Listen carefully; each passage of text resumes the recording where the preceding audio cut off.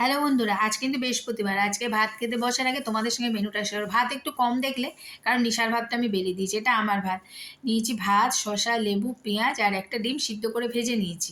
আর নিয়েছি একটু মিক্সড আচার। আর কি মেনু? এই যে কালকের পালং শাক রয়েছে, আর সাথে রয়েছে পাঁপড় ভাজা। এই যে দেখতে পাচ্ছ, পাঁপড় ভাজা, লিজ্জাত পাঁপড়, দারুণ লাগে খেতে আমার।